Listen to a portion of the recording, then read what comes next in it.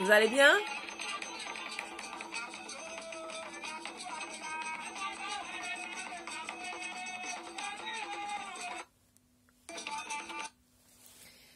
Bonjour, j'espère que vous allez bien. Même quand ça ne va pas, il faut que ça aille, d'accord? Tout doit aller très bien pour vous. Je vous le souhaite en tout cas. Aujourd'hui, je vais encore parler d'une chose, des faux pasteurs et des vrais assassins. Faux pasteurs, vrais assassins, pourquoi? Parce que c'est des gens qui vous disent qu'ils vont vous débarrasser des maris de nuit. Alors ces fameux maris de nuit, c'est quoi? Pour les Brésiliens, c'est le Yemanja.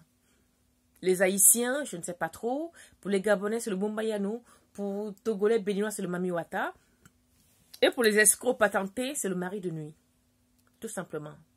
En somme, un Yemanja et un Bombayano, c'est des génies des eaux qu'on possède, qui peuvent être chez un homme ou une femme, peu importe, ça n'a pas de sexe. Et c'est des génies qui peuvent vous protéger, qui peuvent vous rapporter gros, ou tout simplement vous faire briller. Enfin, ça, je ne peux pas vous dire ce que ça fait ici. Alors, ces pasteurs disent à beaucoup de filles, venez, on va vous délivrer. Seulement, ce que ces filles oublient, c'est que les pasteurs ne les délivrent pas. Non. Les pasteurs prennent leur chance. Les pasteurs prennent ces génies-là, c'est-à-dire les désenvoûtent, les gardent, parce qu'au demeurant, ce ne sont pas des pasteurs. C'est des assassins. C'est des féticheurs déguisés. Ce ne sont pas des pasteurs, c'est des féticheurs, c'est-à-dire c'est des gens qui font quoi, qui sont pasteurs, mais ils sont pasteurs le jour, la nuit, ils sont chez les féticheurs qui obtiennent des pouvoirs maléfiques pour venir vous malmener.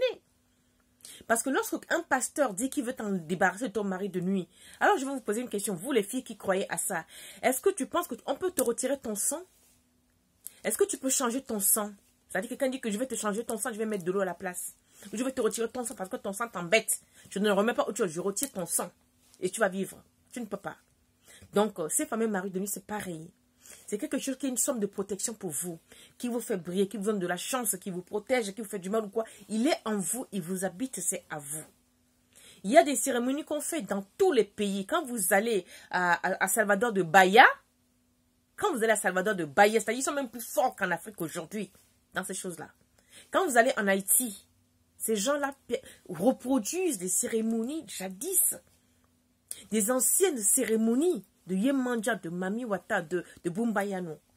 Et quand on te restaure, quand tu sors de là, tu dis oui, yes, Yemen. Je me suis vu renaître.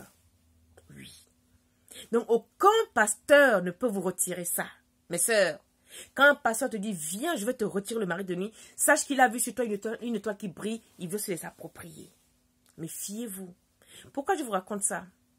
Une fille avait ce prétendu mari de nuit. Et un pasteur, un faux pasteur, mais un vrai assassin lui avait dit de venir, il va le lui enlever. Elle est venue me voir.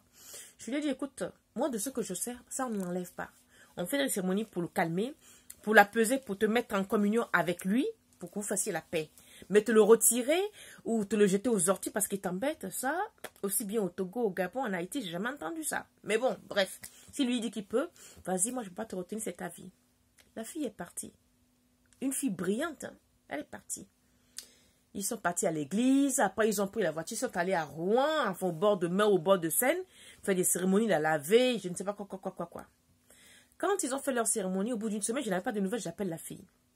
Elle décroche, je débarque chez elle à la maison, on me dit, la maison, elle n'est plus là, elle a déménagé. Bon, elle a déménagé, mais c'est son appartement, elle l'avait acheté. Ah bon, c'est pas la déménager. J'ai commencé à appeler les gens, mais vous connaissez celle-là, où est-ce qu'elle habite? On me dit, oh non, on n'a plus de ses nouvelles. Elle change de numéro de téléphone, on n'a plus de ses nouvelles. Et par un curieux hasard, je marche vers la porte de la chapelle, je la croise un jour. Toute dégueulasse, toute sale. Elle était devenue SDF. La fille qui habitait à ville de la Grande Armée, hein, dans les appartements de 200 mètres carrés, est devenue SDF. Avec un vieux manteau sur le dos, les cheveux bizarres en train de fumer une clope, et elle était comme ça là. Je l'appelle. On se connaît? Est-ce qu'on se connaît? Je dis, mais qu'est-ce que c'est que ça? Donc, pour éviter que les gens me voient avec elle ou je ne sais pas quoi, j'ai laissé, je suis partie. Et j'ai été appeler une amie, commune à l'époque. Je dis, viens voir si c'est vraiment elle. Elle est venue me dire, wow, Okolo. J'ai dit, oui, voilà, c'est elle. Alors, quand on a mené l'enquête, que l'appartement de cette fille-là est devenu l'appartement principal du pasteur et sa femme. Et son église, qui n'y avait personne, aujourd'hui, l'église est remplie. Cette fille qui traînait là, un beau jour, j'ai appris qu'elle est décédée. J'ai appris qu'elle est décédée. Parce que c'était la fille d'un diplomate qui était ici. Elle avait tout, hein. Tout. Je ne vais pas vous dire de quel pays c'est. Quand j'ai appelé la copine pour avoir des nouvelles, elle me dit, ah, mais t'es pas au courant? Ben, elle s'est fait renverser par une voiture. Et tout, en plein milieu de voiture. Selon vous, est-ce qu'elle est morte de mort naturelle? Oui, elle est morte de mort naturelle parce que la voiture l'a ramassée. Mais qui l'a poussée au suicide? C'est le pasteur. Qui l'a envoyé au casse-pipe? C'est le pasteur. Qui l'a assassiné? C'est le pasteur. Alors je viens vous dire aujourd'hui, mes soeurs, mes filles, mes frères, arrêtez vos histoires d'aller chez le pasteur pour vous faire délivrer. Il n'y a aucune délivrance qui tienne. La délivrance qui tienne, c'est que tu mets tes genoux à terre si tu crois à ton Dieu. Si tu invoques tes esprits, mets tes genoux à terre. Va voir tes parents, tes grands-parents, tes ancêtres. Si vraiment tu as ce qu'on appelle des esprits qui te dérangent. Et ils vont t'apaiser. Mais un pasteur ne peut rien pour toi. Un pasteur, en fait, va faire semblant de faire leur cinéma de simagrée, de quelques prières. Ça va t'apaiser. Ça t'apaise pourquoi? Parce que tu t'attends quelque chose. Donc, au bout de quelques temps, tu vas te sentir apaisé. Mais c'est illusoire. Tu vas te sentir apaisé parce que tu veux du réconfort. Ils te l'ont donné. Mais quelque temps, ça va revenir de plus belle. Ça va revenir de plus belle.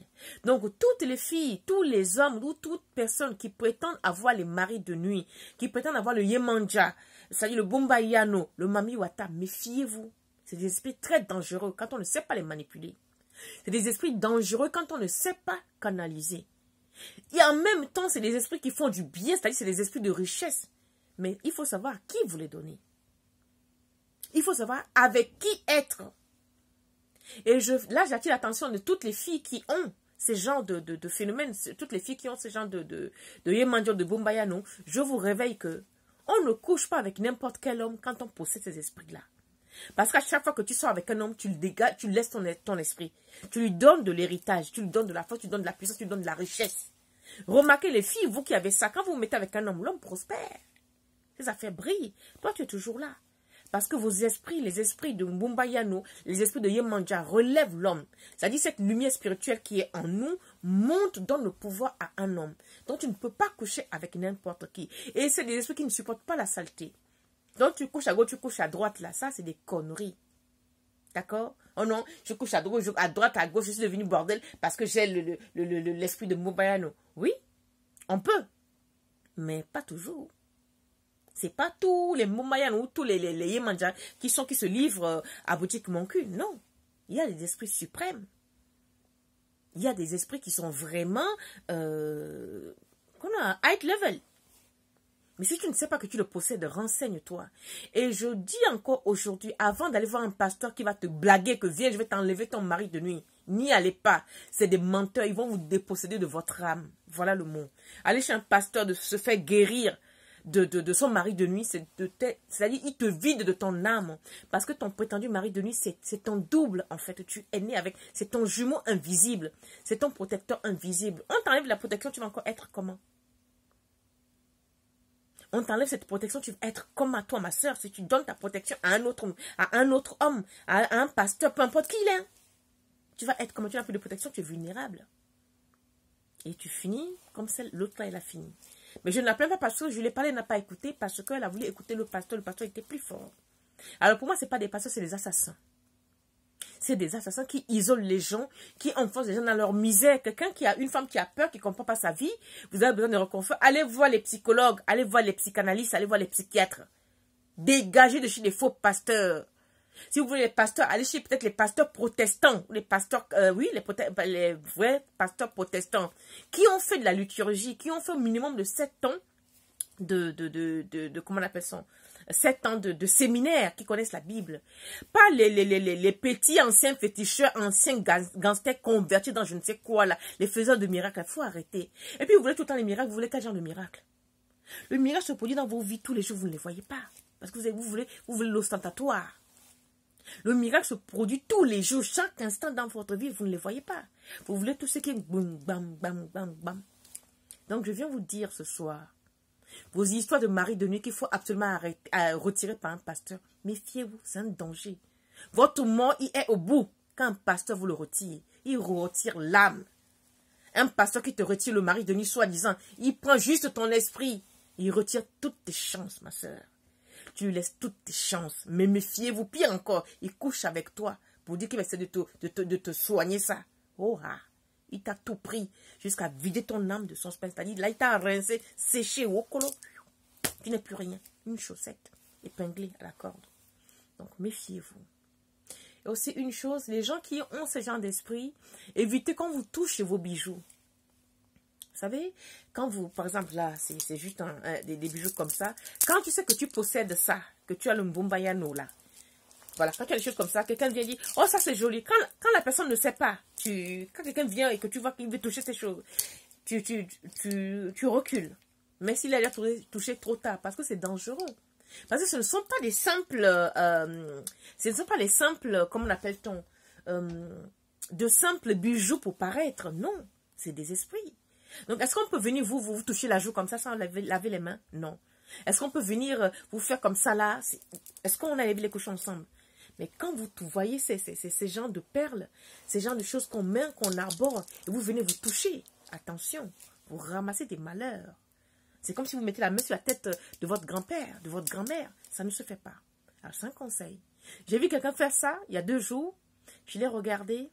Je lui ai dit, mais ça ne se fait pas ce que tu fais. Elle me dit, oh, mais quoi? Il trouve que c'est joli. Je lui ai dit, mais tu enlèves tes mains. Elle n'a pas voulu. Vous savez, on allait comme ça là pour prendre le métro. Elle est tombée, elle a cassé. C'est-à-dire, elle a cogné son menton contre le métro. Et vous avez dit, c'est une coïncidence. C'est pas une coïncidence. Parce qu'elle faisait que je lui ai dit que ne fais pas, c'est pas bien. Elle continue, elle tripotait. On lui a cogné la tête contre le métro. Elle saignait abondamment. Je l'ai laissé là, je suis partie parce que je savais que ça allait arriver. Donc, méfiez-vous. Ce ne sont pas juste des bracelets d'ornement qu'on porte. Non. Ce sont nos esprits. Ce sont nos guides, nos protecteurs. Ils me protègent, ils te protègent. Donc, tu ne peux pas te permettre de manquer de respect à tes aïeux, à tes ancêtres, à tes dieux ou à ton Dieu. Alors, j'en ai fini pour vous aujourd'hui. Méfiez-vous. Vos maris de nuit sont vos protecteurs. Ils ne vous veulent aucun mal. Lorsqu'il s'agit, ils vous emmerdent, c'est qu'ils veulent être reconnus. À vous de faire le minimum ou le maximum pour que vous soyez en paix avec vos maris de nuit, vos Bumbayano, vos Yemanja, vos Mamiwata. Donc, quand on sait que c'est une richesse, renseignez-vous. D'accord? Moi, mon nom, tranquille, qu'on m'appelle, quand mon père a su ça, vous savez comment est-ce qu'il m'a surnommé?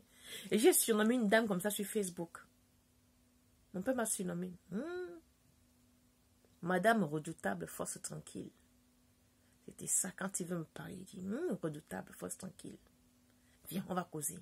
Et je pars avec lui ce soir dans un bar. On discute de nos affaires. Vous voyez, non? Donc, voilà, c'était l'un des secrets que je voulais partager avec vous. Que lorsqu'on a des esprits de nuit ou les maris de nuit, n'acceptez pas qu'un pasteur s'empare de ça, il s'empare de votre vie. Il s'empare de vous, il va vous contrôler lorsque vous vous livrez à un pasteur pour qu'il vous débarrasse de mari de nuit. Il va vous contrôler désormais. C'est-à-dire, vous venez de lui céder toute votre richesse que vous possédez dans votre vie. Vous venez de livrer ça au pasteur. Alors, à partir d'aujourd'hui, vous toutes qui allez chez les pasteurs, vous faites délivrer des maris de nuit. Stop, arrêtez. C'est interdit. Ils vous volent vos vies et pour finir, ils vous pousseront au suicide. Alors, j'en ai fini avec vous. Portez-vous bien. Ciao, ciao. Et attention, quand vous allez coucher avec à droite à gauche, Diallo, Mamadou, Yves, Pierre, le même jour là, quand vous venez là, il y a des bains rituels qu'il faut faire. Ça, on en parlera une autre fois, pas aujourd'hui, ni demain, ni après-demain, mais bon. Ciao, ciao. À bientôt. Abonnez-vous. Oh, mon Dieu. Mais au fait, c'est comme, abonnez-vous, non? Abonnez-vous sur YouTube, abonnez-vous sur Facebook. Abonnez-vous, j'ai besoin d'abonnés pour avancer. Ensemble, on est plus fort. Bye bye, ciao, ciao.